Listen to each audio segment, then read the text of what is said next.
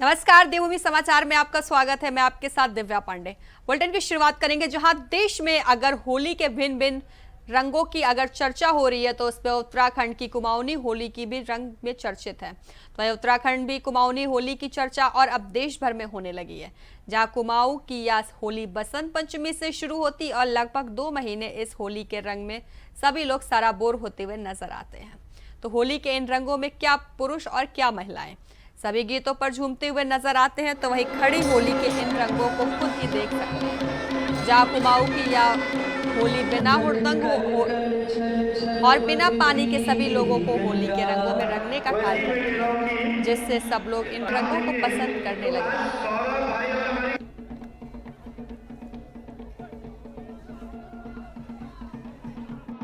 अगर आप ब्रज की होली की बात करें उसका एक अलग आनंद है, अगर आप उत्तराखंड की होली की बात करें उसका अपना एक अलग आनंद है।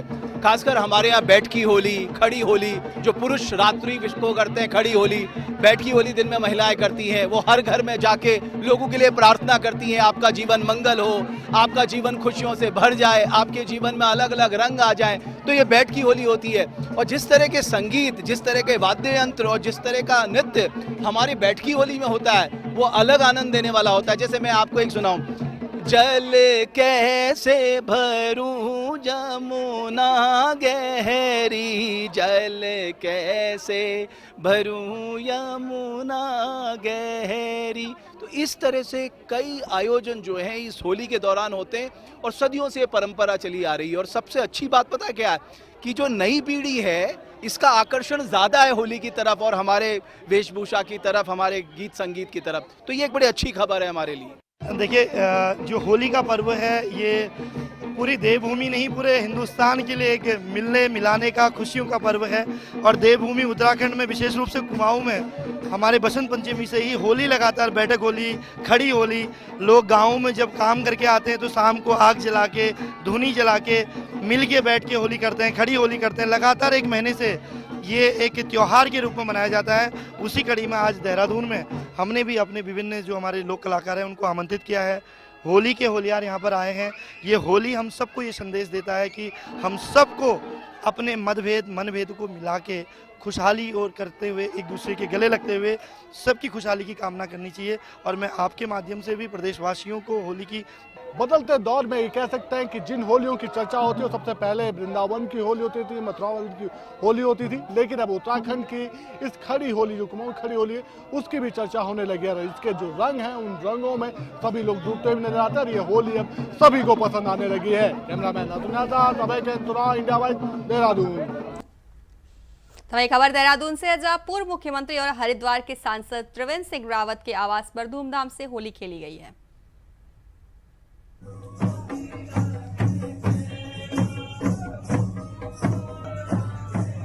प्रदेश में होली की धूम है, जहां पूरे देश में होली की धूम मची हुई है, तो वहीं उत्तराखंड में भी होली की धूम मची हुई है, जहां पूर्व सीएम के घर पर होली का आयोजन किया गया है। पूर्व सीएम ने सभी को होली लगाकर होली मिलन की है, तो वहीं पूरे प्रदेश में होली का आयोजन बहुत धूमधाम से मनाया जा रहा है।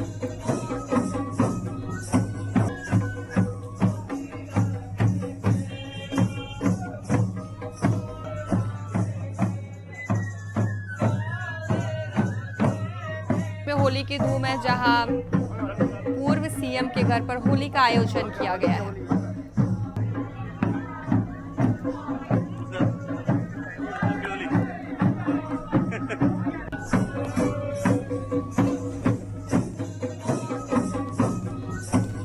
खबर देहरादून से, जहां पूर्व मुख्यमंत्री और हरिद्वार के सांसद त्रिवेंद्र सिंह रावत के आवास पर धूमधाम से होली खेली गई है।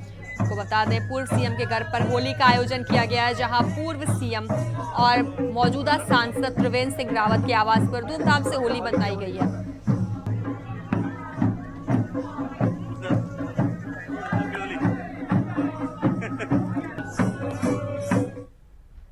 तो ये खबरों में आगे बढ़ेंगे, जहां होली के त्योहार को लेकर जहां पूरे देश में उत्साह है, तो वहीं कॉर्बेट नेशनल पार्क प्रशासन ने इस दौरान सुरक्षा को लेकर सख्त कदम भी उठाए हैं। जहां कॉर्बेट प्रशासन ने फैसला किया है कि होली के दिन पार्क को सैलानियों के लिए पूरी तरह से बंद रखा जाएगा। साथ ही शिकारियों और वन जीव तस्करों पर पैनी नजर रखने के लिए विशेष प्रबंध भी किए जाएंगे। वहीं पार्क प्रशासन ने सुरक्षा कारणों से 13 और 14 मार्च को नाइट स्टे भी रद्द कर दिया है। तो वहीं होली के दौरान अक्सर यह देखा गया है कि शिकारी और वन जीव तस्कर इस समय का फायदा उठाने की कोशिश करते हैं, लेकिन इसलिए कॉर्बेट प्रशासन ने इस पर विशेष सतर्कता बरतने का निर्णय भी लिया है। वहीं कॉर्बेट प्रशासन के पार्क वार्डन अमित वासाकोटी ने कहा है, हमारी टीम लगातार गश्त कर रही है और हुड़दंगियों से निपटने के लिए हमने पूरी योजना तैयार कर ली है। आपको बता दें, होली को लेकर कॉर्बेट नेशनल पार्क 2 दिन के लिए बंद कर दिया गया है। शिकारियों पर पैनी नजर भी रखी जा रही है, जहां होली के पर्व पर देश भर में उत्साह का माहौल देखने को मिल रहा है।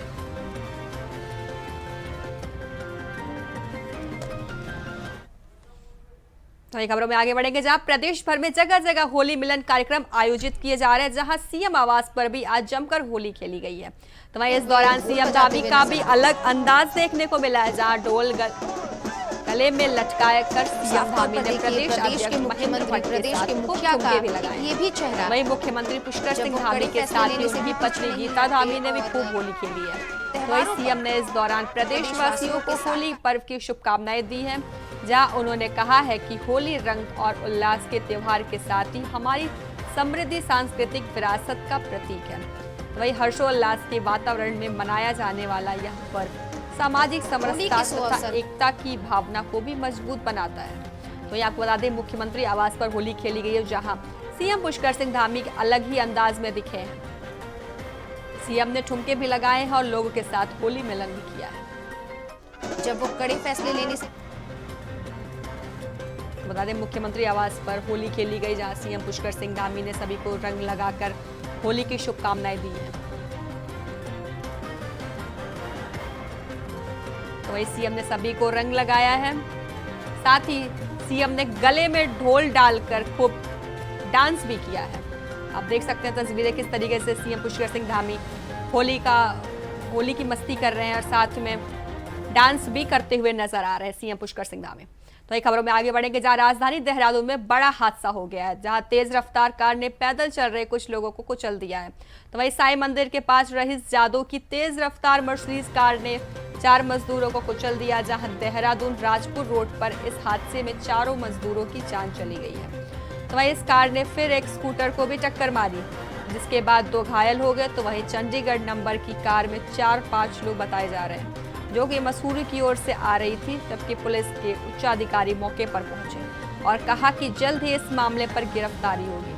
वहीं देहरादून पुलिस की एक टीम दिल्ली पहुंचकर विस्तृत जानकारी जुटाई गई और देहरादून पुलिस की विशेष टीम द्वारा रात को ही चंडीगढ़ पहुंचकर वाहन मालिक के संबंध में पूछताछ की जा चुकी है।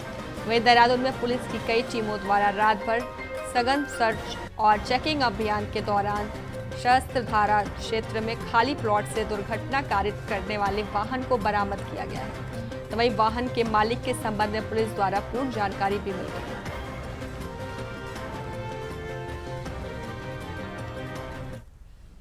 नई खबरों में आगे बढ़ेंगे, जहां उत्तराखंड में पलायन रोकने के लिए सरकार की तरफ से लगातार प्रयास किए जा रहे हैं। इसको लेकर पहाड़ों में टाउनशिप को बढ़ावा देने के लिए सरकार प्रयास कर रही है। तो वहीं उत्तराखंड सरकार में शहरी विकास मंत्री प्रेमचंद्र अग्रवाल ने कहा है कि सरकार टाउनशिप की दिशा में लगातार प्रयास कर रही है। तो वहीं ऋषिकेश के बिलकेदार में टाउनशिप को लेकर सरकार काम भी कर रही है। तो वहीं पर सरकारी जमीन को आवास में लाने के लिए प्रक्रिया शुरू हो रही है। तो इसके साथ साथ कंसल्टेंट को हायर करके पूरा डिजाइन कराया जाएगा, इससे पलायन को रोकने में जरूर मदद मिलेगी। तो वहीं आगे लगातार सरकार पहाड़ों में टाउनशिप को लेकर काम करेगी। आपको बता दें, उत्तराखंड सरकार ने यह कवायद शुरू की है, जहां प्रदेश सरकार ने यह कवायद शुरू की है। देखिए, लगातार टाउनशिप के बारे में हम लोग चर्चा कर रहे हैं और अभी तक टिहरी एक ऐसी जगह है, नई टिहरी, जिसको टाउनशिप में डेवलप किया गया उत्तराखंड में। हमारा प्रयास है कि जिस प्रकार से हमारे मैदानी क्षेत्रों में आबादी का घनत्व बढ़ रहा है और पहाड़ से लोग पलायन कर रहे हैं शहर की तरफ, यानी कि मैदान की तरफ, तो वो पलायन रुके, वहाँ हम अवस्थापनाओं को, इंफ्रास्ट्रक्चर को डेवलप करें और उसके लिए हमारा प्रयास निरंतर जारी है। अनेकों बार हमने इसका प्रयास किया भी है, लेकिन अभी जो हमने तय किया है कि श्रीनगर के पास बेल केदार एक जगह है जिसको हमने चयनित किया है और उसमें जो जमीन है सरकारी जमीन को आवास विभाग में ट्रांसफर करने की कार्रवाई चल रही है और इस महायोजना के लिए कंसल्टेंट को हायर कर रहे हैं। जैसी उसकी रिपोर्ट आएगी अग्रतर कार्रवाई फिर हम करेंगे और वहाँ एक अच्छी टाउनशिप यदि डेवलप होगी या वहाँ पे बनेगी तो निश्चित रूप से लोगों को का इधर आना बचेगा या प्लान बचेगा और साथ में नई टाउनशिप के रूप में भी हम उसको डेवलप करेंगे।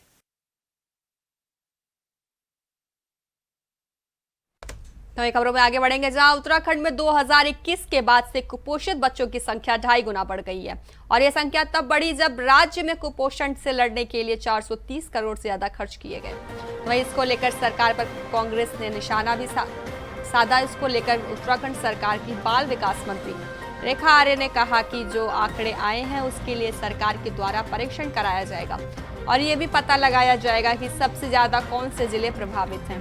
तो वहीं राज्य में बच्चों को स्कूलों में दूध, अंडा, केला के साथ साथ पौष्टिक आहार दिया जा रहा है। तो वहीं इस पर उत्तराखंड कांग्रेस के अध्यक्ष करण माहरा ने सरकार को घेरा है। उन्होंने कहा है कि सरकार इसके प्रति गंभीर ही नहीं है, तो ये परीक्षण कराने की जरूरत ही नहीं होती। अगर मंत्री ने आत्मलोकन किया होता, राज्य में कुपोषण से लड़ने के लिए 430 करोड़ रुपए खर्च करने के बाद भी कुपोषित बच्चों की संख्या में 2.5 गुना वृद्धि हुई है, जो आज के समय में तकरीबन 2900 पार है। तो इस राज्य में आयोडीन नमक खरीदने में भी राज्य सरकार को 6 महीने लग गए। इससे अनुमान लगाया जा सकता है कि सरकार कुपोषण से लड़ने के लिए कितनी गंभीर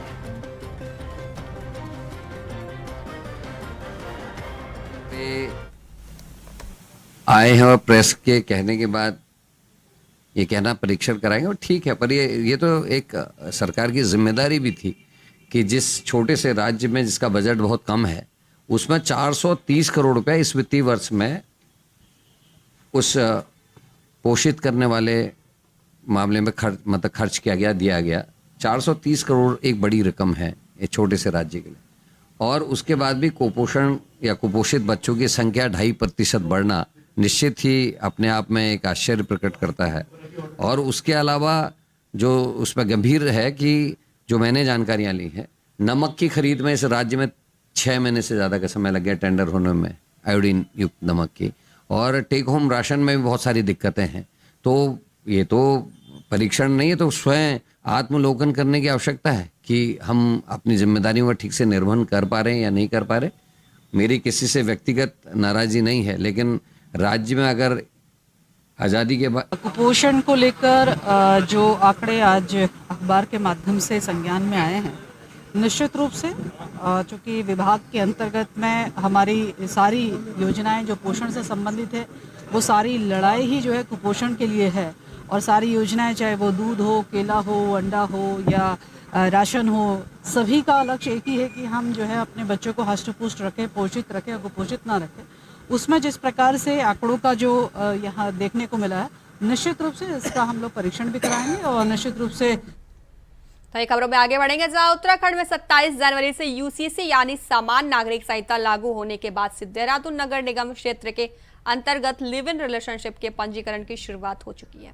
तो वहीं इस बात पर देहरादून के मुख्य नगर स्वास्थ्य अधिकारी डॉक्टर अविनाश खन्ना ने कहा है कि 27 जनवरी से अब तक लिव इन रिलेशनशिप के कुल 9 ऑनलाइन आवेदन आए हैं, जिनमें से 5 आवेदनों को पूर्ण रूप से पंजीकृत कर दिया गया है और 1 आवेदन को रद्द भी कर दिया गया है। साथ ही उन्होंने कहा कि लिव इन रिलेशनशिप को पंजीकृत कराने के लिए 1 महीने का समय दिया जाता है और पंजीकरण नहीं कराने पर 10,000 रुपये जुर्माना और 3 महीने कैद का प्रावधान भी है।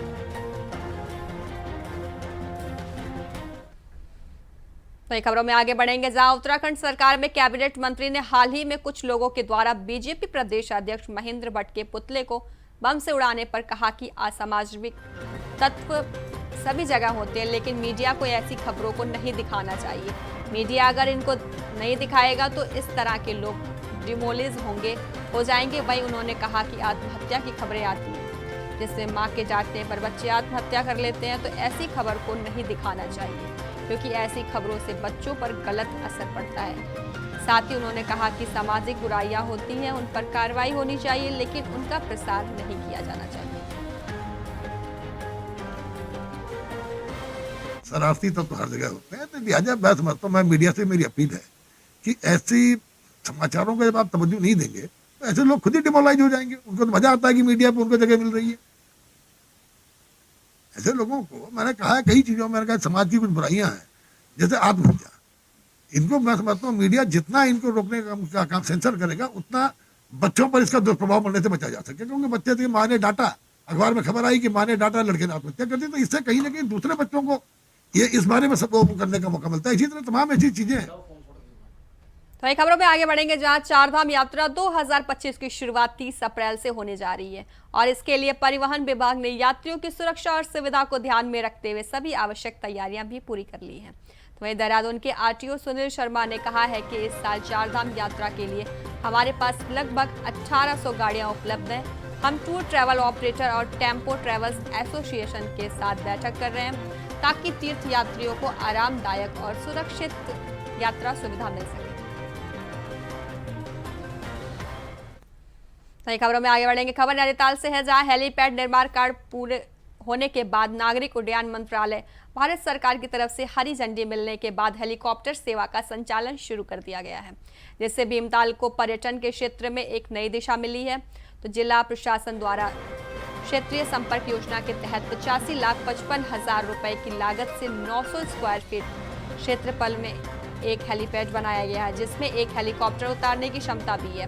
तो वहीं डीजीसीए के अधिकारियों की तरफ से हेलीकॉप्टर उतार कर हेलीपैड का ट्रायल किया जाना के बाद देहरादून से मुख्यमंत्री ने वर्चुअल माध्यम से इस हेली सेवा की शुरुआत की। तो वहीं इस मौके पर भीमताल के विधायक सहित कई सामाजिक इस वर्चुअल उद्घाटन में शामिल हुए। हम उड़ान योजना के अंतर्गत ये सेवाएं शुभारंभ करने जा रहे हैं और ये सभी सेवाएं हमारे राज्य के लिए अत्यंत महत्वपूर्ण है, क्योंकि इनसे जहां एक और राज्य में हमारे पर्यटन को, आर्थिक विकास को गति मिलेगी, वहीं बेहतर कनेक्टिविटी द्वारा स्थानीय जो लोग हैं उनके जीवन में भी एक बहुत बड़ा सकारात्मक बदलाव आएगा। भाइयों बहनों, अभी जब हम यहाँ अपनी लाभार्थी बहनें जो आज हेली सेवा से आने वाली हैं, उनसे जब बात कर रहे थे, उनकी बात सुन रहे थे, तो उन्होंने किस प्रकार से बताया कि काफी कठिन यहाँ से देहरादून पहुँचना और देहरादून से वहाँ पहुँचना, लगभग अगर दोनों तरफ का समय आने जाने का गिन लिया जाए तो 24 घंटे का समय लगभग लग जाता है आने जाने में।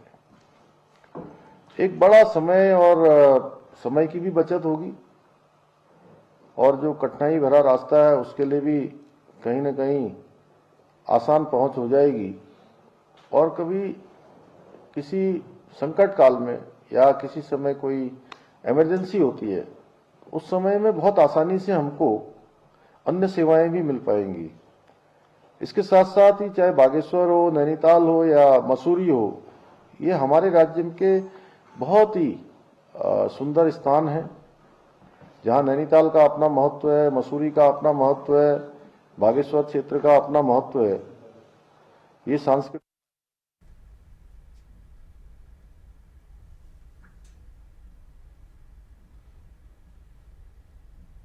ऐतिहासिक मंदिर हैं, समृद्ध संस्कृति देश और दुनिया के पर्यटकों को अपनी ओर आकर्षित करती हैं।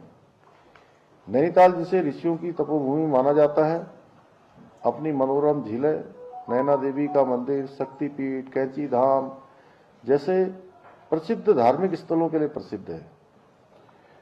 वहीं बागेश्वर की मैं बात करूं तो सरयू, गोमती नदी का है, कोट भ्रामरी मंदिर, वैद्यनाथ धाम, बागनाथ मंदिर, ऐसे अनेक और प्रसिद्ध उत्तरायणी मेला वहां का जाना जाता है। और अभी हमारे विधायक जी ने और वहां के लोगों ने बड़ा प्रयास करके जो हमारी वहां पर कीवी की फसल का उत्पादन शुरू किया है, वो कीवी की फसल, उसकी मांग आज पूरे देश दुनिया में बढ़ती जा रही है।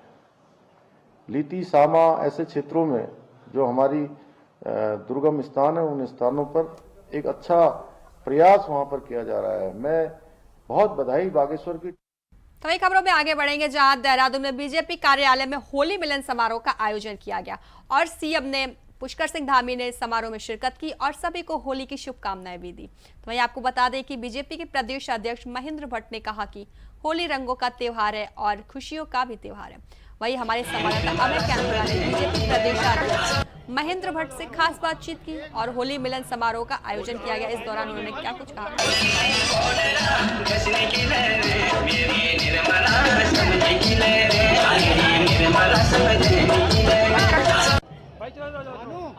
बीजेपी प्रदेश अध्यक्ष महेंद्र भट्ट जी उनसे बातचीत करेंगे। सर, होली का त्योहार है, क्या कुछ कहेंगे पार्टी कार्यकर्ताओं को? रंगों का त्योहार है, खुशहाली का त्योहार है, समृद्धि का त्योहार है और मैं अपनी ओर से संपूर्ण प्रदेश की जनता को बधाई देता हूँ। आज माननीय मुख्यमंत्री जी द्वारा पार्टी कार्यालय में आकर सभी कार्यकर्ता होली खेली गई, प्रेम के भाव को बढ़ाएगा और प्रदेश के विकास में ये होली एक मुख्य धारा के रूप में काम करेगा। कार्यकर्ता कह रहे हैं कि रंगों का जोश दुगुना होना चाहिए। दुगुना होगा, सबका जोश दुगुना होगा, जल्दी होगा, सब जल्दी होगा। तो बिल्कुल ये कह सकते हैं कि बीजेपी प्रदेश अध्यक्ष महेंद्र भट्ट ने साफ तौर पर कहा कि रंगों का त्योहार है, सभी लोगों को खुशी से होली मनानी चाहिए। रंगों का जो त्योहार है इसमें कुछ खुशियाँ आनी चाहिए।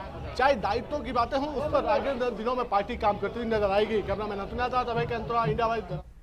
देवभूमि समाचार में फिलहाल के लिए बस इतना ही। बने रहिए इंडिया वॉइस के साथ। नमस्कार।